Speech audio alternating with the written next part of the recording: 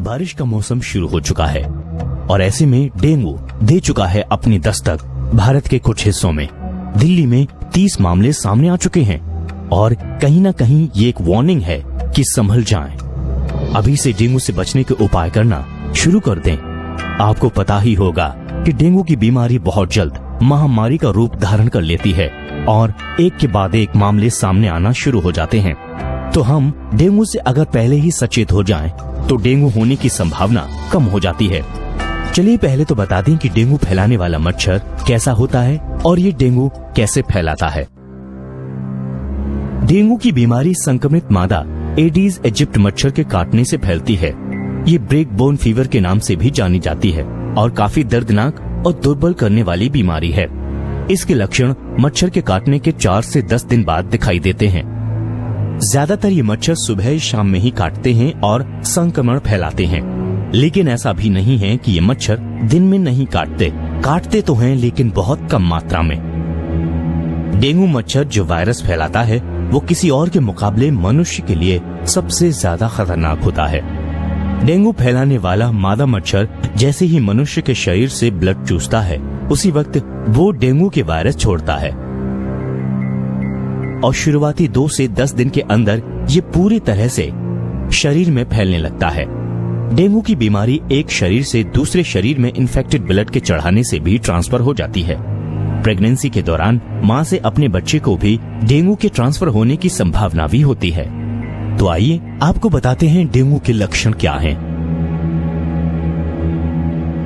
ठंड के साथ अचानक तेज बुखार चढ़ना, सिर, मांसपेशियों में तथा जोड़ों में दर्द होना, अत्यधिक कमजोरी लगना, भूख में बेहद कमी तथा जी मचलाना, मुंह का स्वाद खराब होना, गले में हल्का सा दर्द होना। रोगी बेहद दुखी व बीमार महसूस करता है। शरीर पर लाल ददोरे यानी रैशेस का होना, चेहरे, गर्दन और छाती पर ददोरे होना। बाद में ये ददोरे और भी स्पष्ट होने लगते हैं। आइए आपका इंट्रोडक्शन कराते हैं डेंगू मच्छर फैलाने वाले मादा मच्छर से। डेंगू मच्छर आपके आसपास रखी गई चीजों में अपने अंडे देता है जहां पानी भरा हो, जैसे फ्लावर पॉट, गमले, आर्टिफिशियल चीजें जिसमें पानी भरा जाता है। डेंगू फैलाने वाले मच्छर ऐसी जगह पर अंडे इसलिए देते हैं ताकि वो मनुष्य के आसपास रह सकें। इससे साफ है कि आसपास पानी भरा हुआ कहीं छोड़े ही नहीं। मजबूरी हो तो पानी को हर 2 दिन में बदलते रहें ताकि वो मच्छर अंडे ना दे पाए और अंडा मच्छर ना बन सके। आइए आपको बताते हैं कि आप डेंगू से कैसे बच सकते हैं।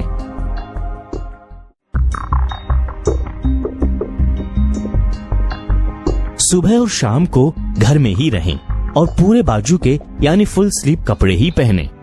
बच्चों को शाम को और सुबह को घूमने ना जाने दें। आसपास की किसी भी जगह पर पानी जमा ना होने दें। अगर पानी साफ करना मुमकिन ना हो तो पानी में केरोसिन ऑयल डालते रहें। शुरुआत में मच्छर काटने के 1 या 2 दिन बाद तक आपको कुछ महसूस नहीं होगा। 2 से 8 दिन के अंदर इसके सिम्टम्स दिखाई देना शुरू हो जाते हैं। रोगी को बुखार, पूरे शरीर में दर्द, हरारत शुरू हो जाती है। ऐसी स्थिति में आप तुरंत अपने खून की जांच करा लें, उपचार लेना शुरू कर दें। डेंगू की बीमारी से शरीर में प्लेटलेट्स की संख्या घटनी शुरू हो जाती है। इसके तेजी से कम होने के कारण कभी कभी रोगी की मौत भी हो जाती है। इसलिए तुरंत उपचार लेने के साथ साथ अधिक मात्रा में लिक्विड पीना शुरू कर देना चाहिए, जैसे जूस और नारियल पानी। साथ में कीवी जैसे फलों को भी खाते रहना चाहिए। डेंगू हो जाता है तो क्या क्या सावधानियां बरतें। पैरासीटामोल की गोली या शरबत लेकर बुखार को कम करते रहिए। रोगी को डिस्प्रिन और एस्प्रिन कभी न दें। अगर बुखार 102 डिग्री फ़ारेनहाइट से अधिक है तो बुखार को कम करने के लिए जल चिकित्सा यानी पट्टी रखना शुरू कर दें। रोगी को लगातार नारियल पानी पिलाते रहें। बकरी के कच्चे दूध से भी डेंगू में बहुत फायदा होता है। डेंगू होने पर तुरंत अस्पताल जाएं, डॉक्टर से इलाज कराएं, क्योंकि डेंगू में लापरवाही रोगी को ज्यादा परेशानी दे सकता है।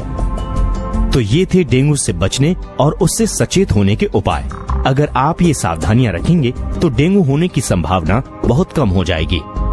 हमारे द्वारा दिए गए सभी आयुर्वेदिक समाधान बड़े बड़े वैद्यों और आयुर्वेदाचार्यों द्वारा लिखी